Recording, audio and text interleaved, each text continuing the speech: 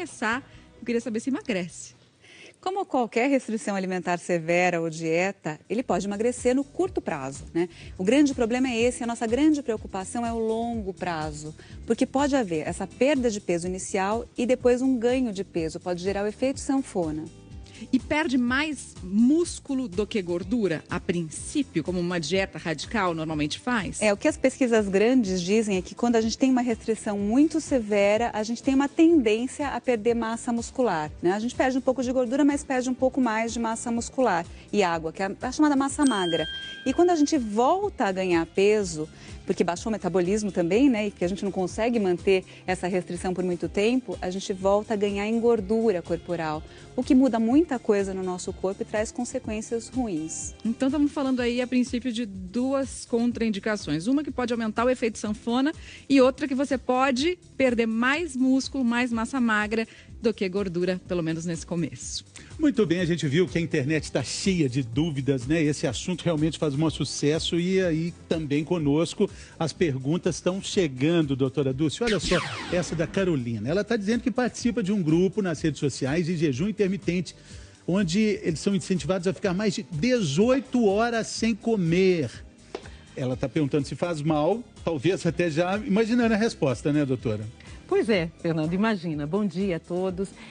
Carolina, qual é o problema?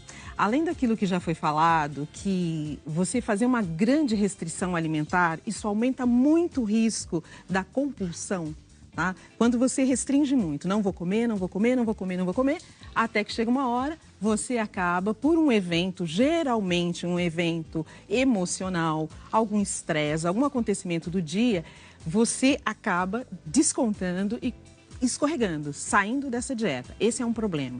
O outro problema que nos preocupa muito é que tipo de mensagem se está passando, Fernando, quando você estimula grandes períodos sem comer, principalmente no que diz respeito às nossas meninas, às nossas adolescentes, não é? Que é uma fase que precisa de nutrientes. Precisa de nutrientes, você está em fase de crescimento. E outra, a questão da anorexia nervosa, né? Que mensagem nós estamos passando, que modelo a gente está passando quando a gente diz que é saudável ficar 18 horas sem comer, né? Para alguém que eventualmente já é vulnerável, já tem essa tendência natural. Então, todas essas práticas a gente vai discutir hoje, elas, se forem feitas, precisam ser feitas com muito cuidado, sob monitoração do seu médico, da nutricionista, né? E olha, existem muitas outras opções muito mais saudáveis, né? Muito mais seguras para você fazer o gerenciamento do seu peso.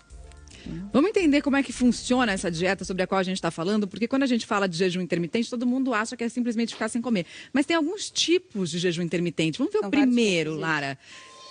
Método 14 por 10. Esse seria indicado para as mulheres. 14 por 10. Vamos entender o que é o 14 e o que é o 10 aí na história.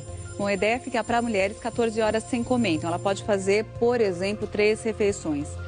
Aqui a gente tem um exemplo de 8 horas tomar o café da manhã, a 1 hora da tarde almoçar e às 6 horas da tarde fazer um lanche ou uma refeição equilibrada, né? E aí ela vai ficar sem comer até as 8 horas do dia seguinte. Das 6 da tarde às 8 do dia seguinte são as 14 horas sem comer. Isso, tem muita gente que já faz isso, que janta um pouco mais cedo e aí só vai tomar o café da manhã no dia seguinte, né? Se a refeição estiver bem balanceada, bem equilibrada, bem dividida também, a gente pode não ter nenhuma consequência ruim desse método, né? Ele pode ser mantido por um tempo. É claro que a gente tem que observar individualmente, né? Como é que é a reação de cada organismo. Vamos entender então só, depois das 6 da tarde até as 8 da manhã, então por isso que é o jejum das 18 horas, ó, das 18 às 8, sem comer nada. É o que você falou, já tem muita gente que naturalmente faz isso, né? Porque se habituou a ter as 3 refeições diárias e que é difícil para determinadas pessoas fazer os tais dos lanchinhos no meio das refeições. Isso. Essa história do lanchinho de 3 em 3 horas está caindo por terra? Depende do que a pessoa come, depende do que ela coloca nesses lanches. Então, se ela está habituada a fazer 3 refeições e acrescentar lanchinhos intermediários, pode ser que com isso ela aumente o valor energético do que ela vai comer e não tenha muito sucesso na manutenção ou na perda de peso. Agora, se ela é uma pessoa que está acostumada a comer várias vezes ao dia, que tem a tendência de exagerar numa próxima refeição, se ela fica sem comer, é melhor que ela coma nos intervalos. Agora, nesse caso, o que é importante a gente fazer? Garantir a hidratação. Ela tem que se hidratar nesse período em que ela não come mais. Então, depois das 18 horas, tomar bastante líquido é importante também. Mais perguntinhas da internet, vamos ver a Caroline. É verdade que jejum intermitente pode causar desregulação ou a falta da menstruação, doutora Dulce? É verdade, é verdade.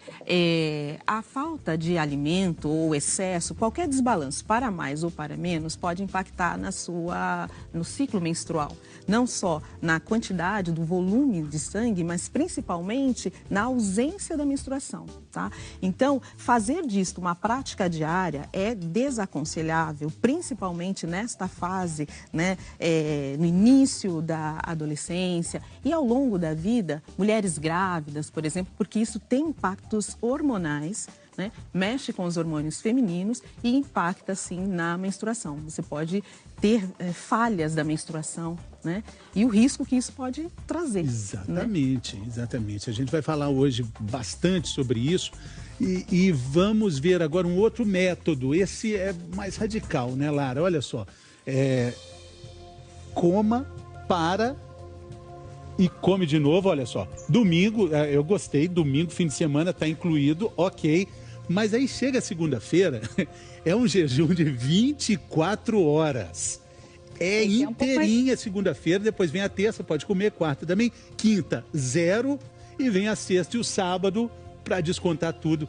O que a gente pode dizer desse método aí, Lara? É bem restritivo em alguns dias aqui, é bem difícil de fazer esse tipo de jejum, porque a pessoa fica realmente o dia inteiro sem comer. Então, para questão de trabalho, de desempenho na atividade física, ou mesmo em questão de concentração, ele pode se tornar um pouquinho mais complicado. E é difícil de seguir, porque ficar um dia inteiro sem comer é complicado para muitas pessoas, para a grande maioria das pessoas. Tem que considerar que a segunda-feira a pessoa vai trabalhar, vai pegar ônibus, vai conversar, vai ter toda uma atividade, né, de responsabilidade no trabalho e não vai comer nada.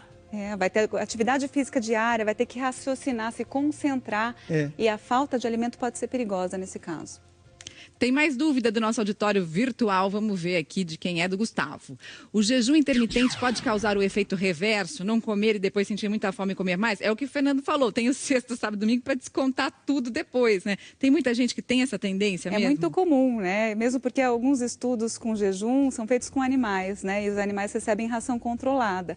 Agora, para seres humanos é mais difícil de controlar porque a gente tem outros estímulos para a alimentação, que são os estímulos emocionais, tem a presença do alimento, o ambiente que vai fazer a gente comer mais também.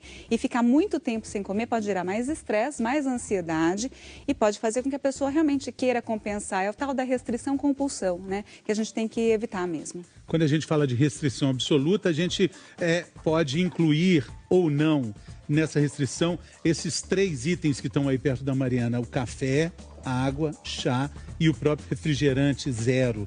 Isso estaria dentro da dieta restritiva, Lara? Nesses métodos é permitida a ingestão de líquidos não calóricos, então esses líquidos são permitidos sim. Redutores de dano, né? No caso do refrigerante 0, né?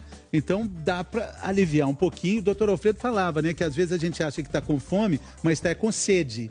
E que a sede pode inibir a fome. Exato, exato. Não, é super recomendado e deve ser feito, até como você falou, como uma proteção, porque o risco muito grande desse tipo de dieta é a desidratação. Imagine você, como disse, num verão, fazendo um dia em que você não come absolutamente nada ou passa 18 horas do seu dia perdendo calor para o meio ambiente sem se hidratar, né? Então é fundamental que você se hidrate com vários líquidos, né? Não calóricos.